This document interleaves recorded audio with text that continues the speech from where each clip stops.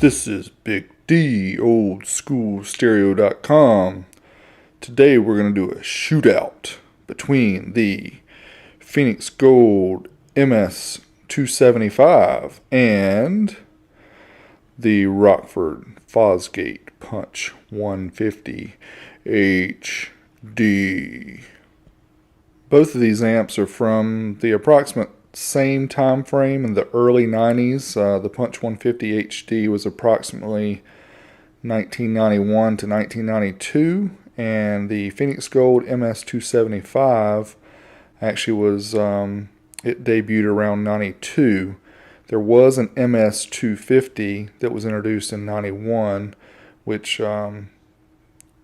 preceded this amplifier. So I think they just renamed the 250 the 275 because the 250 was so underrated. But anyway, here's the two amps. As you can see, they're very similar in size. Colors are different. Obviously, the Rockford is the classic black, whereas the Phoenix Gold, this is a gray color. You'll notice that most of the Phoenix Gold amps are a white color in the MS series. This is an early one, so they started off gray. Okay, I've turned the amps to the side here, so I'm going to show you a little bit of the difference between the connections on both. We'll first start off with the Rockford. As you can see, we have RCA input jacks, we have bass and treble knobs, and then we have this plug, which is for a 6-pin Molex type connector. So the speaker wires and the remote turn-on wire actually came off of a Molex connector and wiring harness. And Phoenix Gold was one of the first, if not the first, amplifier models to incorporate these terminal strips. As you can see, gold plated everything here. There's a speaker outputs, there's a few switches for the ground, for the output, bass, gain, RCA input, master slave if you want to connect two together. And they're the real nice connections for the for your plus 12, minus 12, and your remote turn on. So yeah, Phoenix Gold was always known for their cables, RCAs, power cables, and such. So when they hit the market with their amplifiers, they really stepped it up and really got everybody else kind of on defense. So. And the real beauty of the Phoenix Gold amp is the inside, and I will show you that. I'll show you the guts here shortly. But first I wanted to talk about the price. Both of these amplifiers back in the approximately 1992, the Punch 150 retailed for $515, and the Phoenix Gold MS-275 retailed for $479.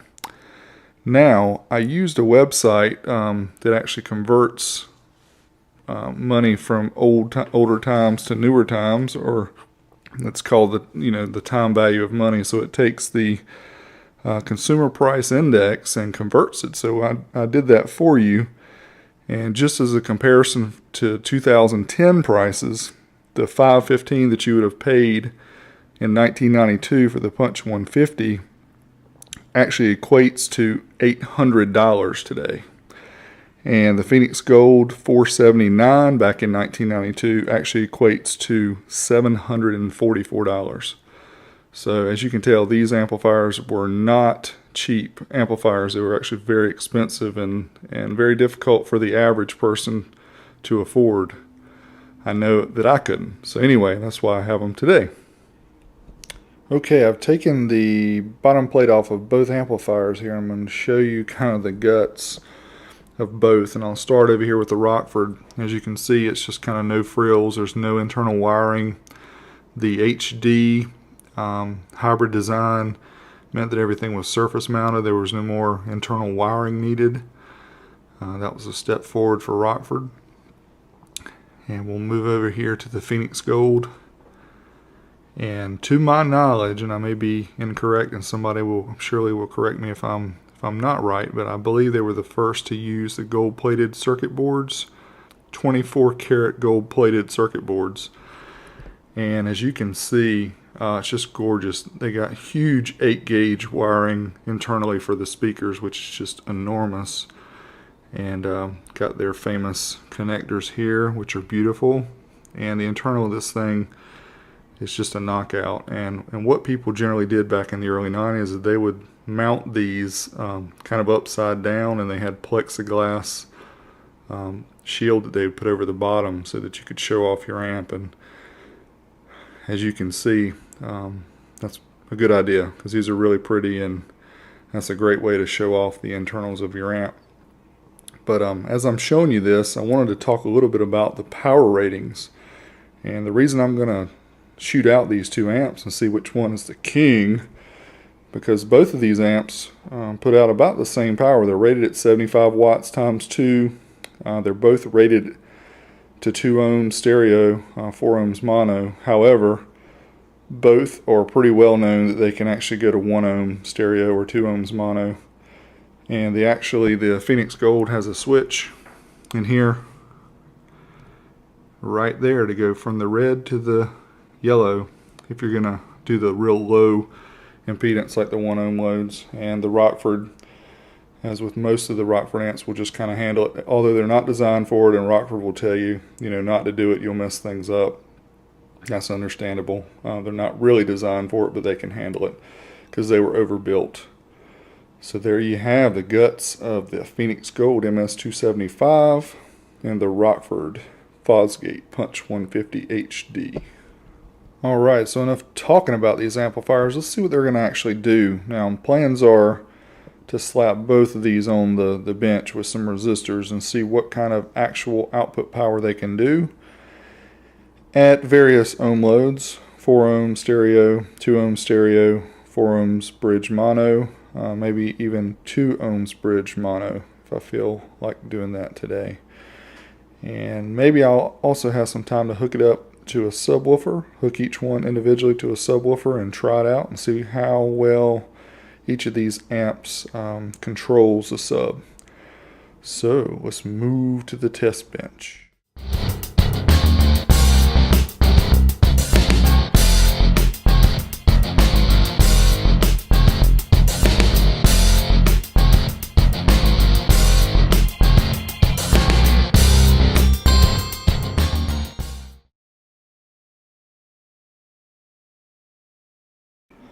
Alright, we've got the Punch 150 hooked up here to the bench, and you can see we do have power, and we're ready to test it out.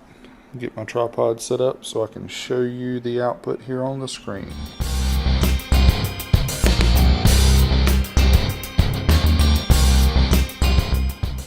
Alright, we've got the Punch 150 hooked up in 4 ohm stereo load, so let's see what she'll do.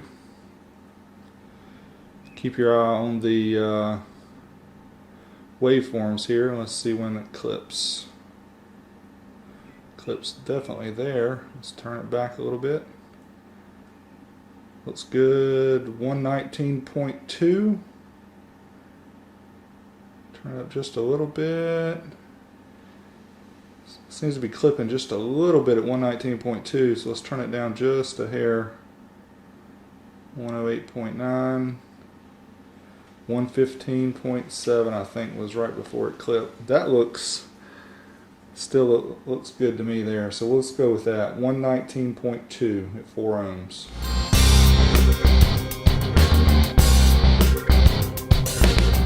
Okay, we are back. Sorry about the background noise here, but it's North Carolina summer and it is hot in my garage, so in the old school stereo studios here is what I meant.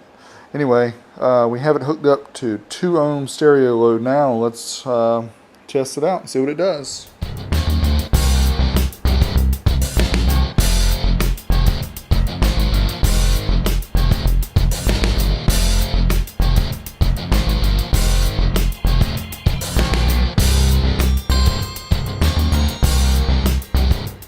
$191.8 appears to be right before clipping, so that's what we'll go with.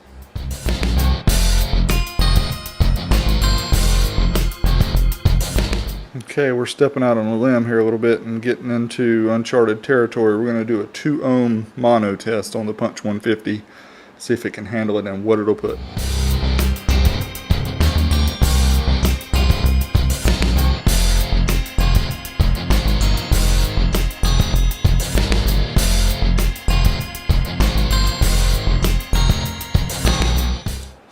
130.2 is what we'll go with.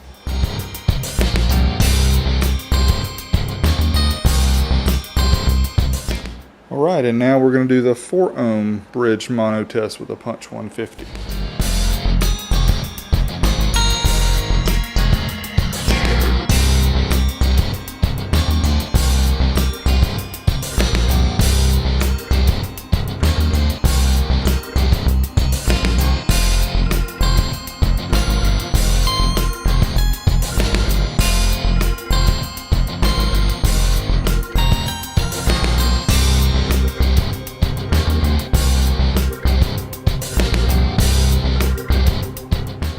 Between 299 and 311. Can't get it exactly right. We'll go with 299.2.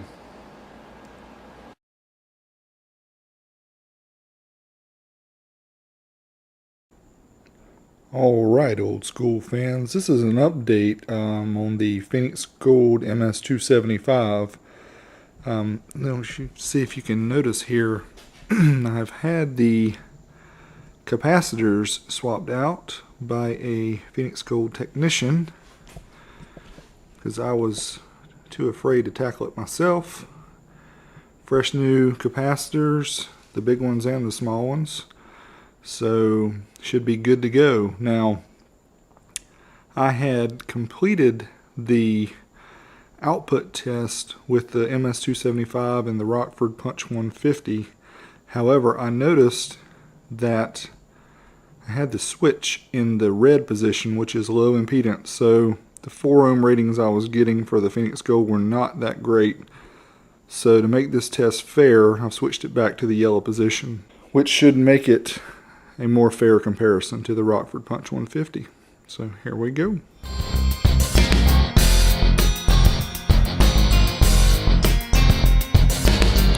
Okay, here's the Phoenix Gold at 4 ohms stereo.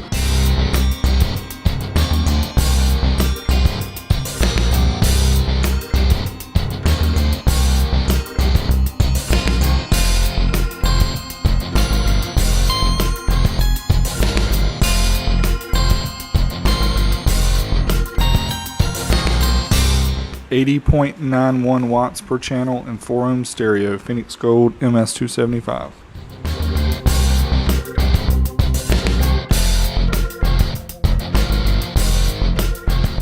Alright, next test is Phoenix Gold MS-275 at 4 ohms mono.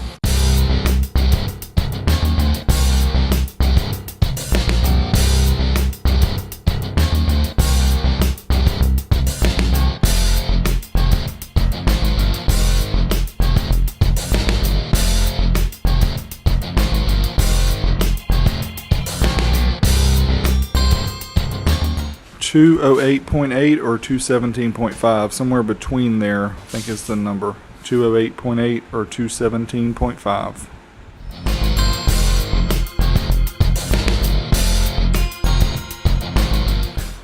Okay, this is the 2 ohm stereo test. Phoenix Gold MS-275, 2 channels driven. I'm sorry, 1 channel driven.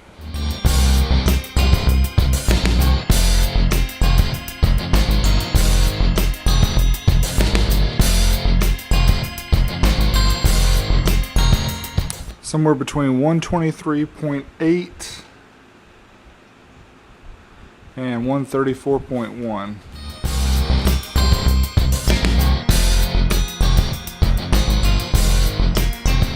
Alright, and finally we have the 2 ohm mono test for the Phoenix Gold MS-275. 2 ohm mono test.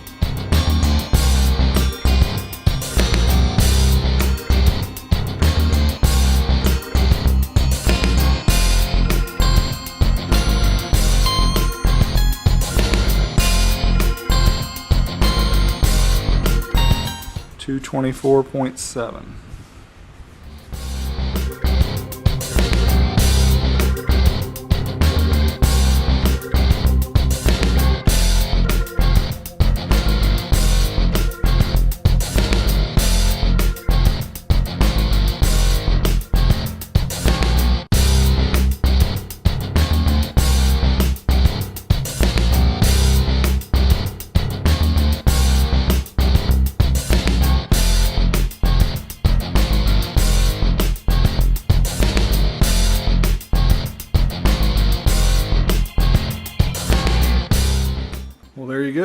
there is the results of the first test here between the Phoenix Gold MS-275 and the Rockford Fosgate Punch 150 HD. Now this was only a test of output power. This was not a sound quality test or a subwoofer test or anything like that. We'll do those tests in the future. But for now, we'll have to give the Rockford Fosgate Punch 150 the title of the more powerful amp.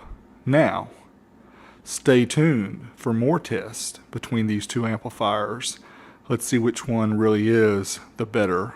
Or is there a better amp between the two? Stay tuned. Coming up.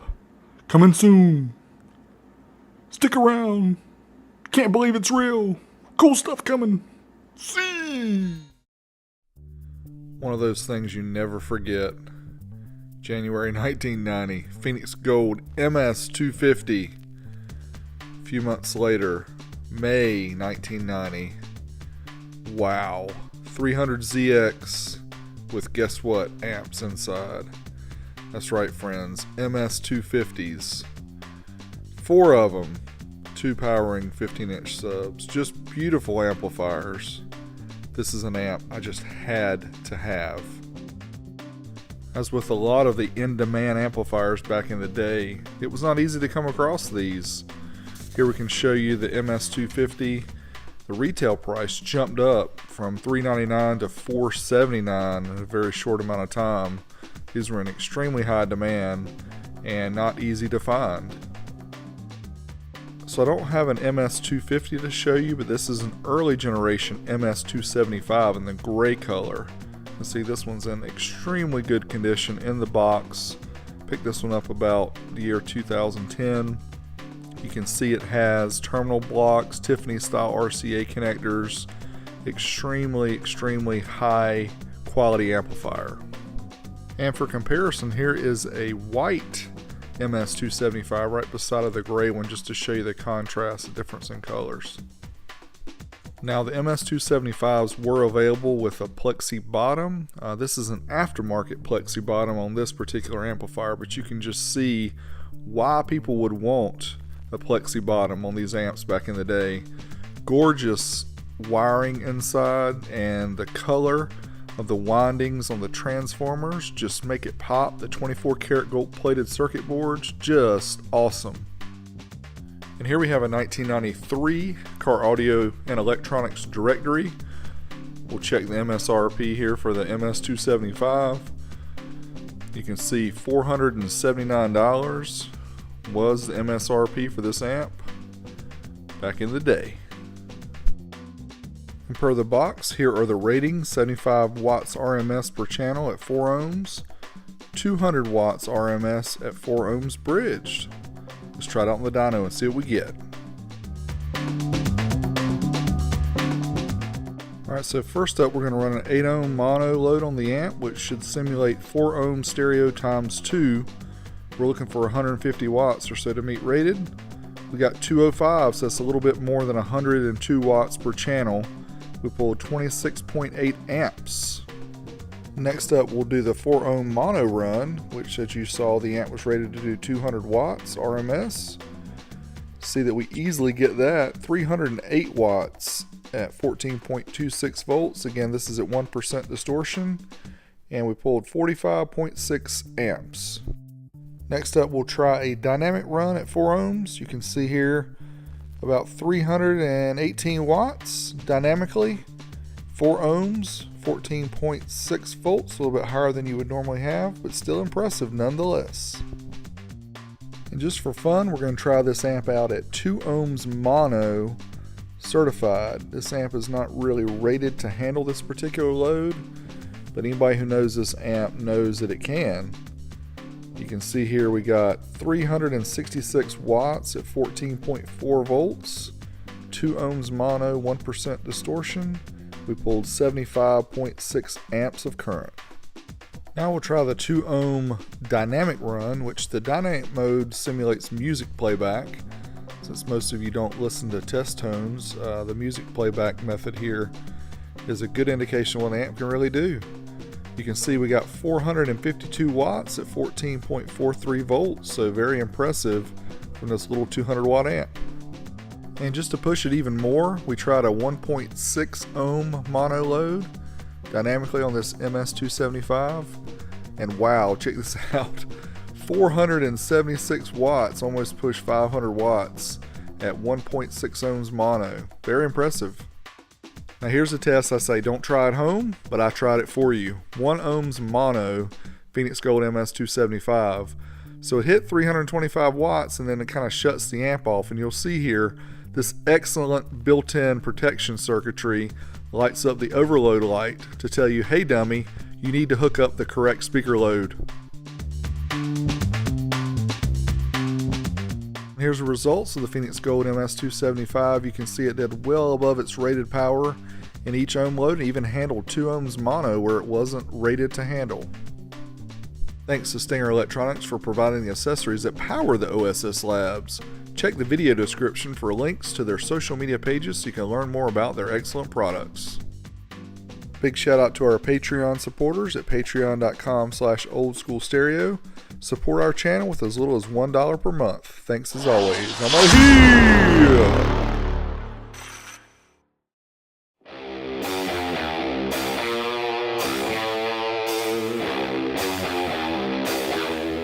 What's up guys, Big D Wiz, oldschoolstereo.com, back with another dyno drag. Today we have, from 1991, the Orion 275sx, rated at 75 watts per channel at 4 ohms or 300 watts bridge into 4 ohms.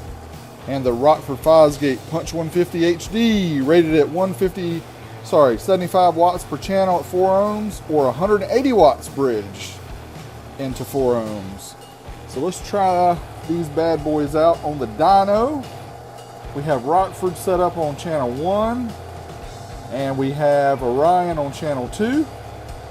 We're going to try a bridge test at 4 ohms, and we're doing the 40 hertz track. Let's see what we get here.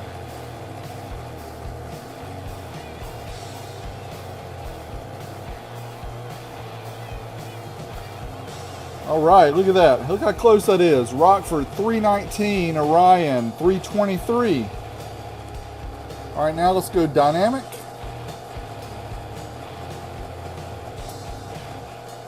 Again, we're doing 40 hertz tests to simulate bass music. It's like a kick drum. Again, channel 1 is Rockford, channel 2 is Orion. Rockford's climbing. Orion's kind of stable at 365. Looks like just by a few watts, the Orion 275sx 365 to 348.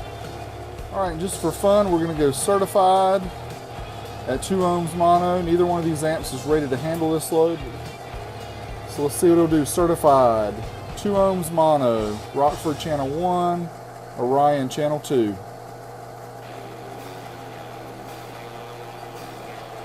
401 for the Rockford, 471 for the Orion.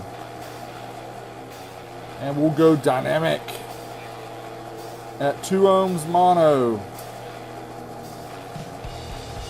Which one has the most dynamic power at 2 ohms? Rockford channel 1, Orion channel 2. What can we get? Boom! 600 watts for the Rockford, 566 for the Orion. Oh, 580. Come on, Orion. Look at that. Look how close that is. 614 for the Rockford, 580 for the Orion at 13.7 volts. Well, there you have it, guys. The dyno drag of the Orion 275sx and Rockford Fosgate Punch 150 HD. These amps were very close in all the tests. The Rockford won a few tests, the Orion won a few, so overall I would say either one of these amps, you're not going to really tell the difference from the wattage, so you have to try them out on speakers and see what you think, but I think they're both fantastic amps. And it's amazing how close they are in output power. So Orion fans, Rockford fans, you guys can pretty much agree on one thing. Both of these are killer amps. This is Big D Wiz. If you like to see dyno drags like this, make sure you Click the like button below. Tell me what kind of dyno drags you'd like to see. Until next time, I'm out of here.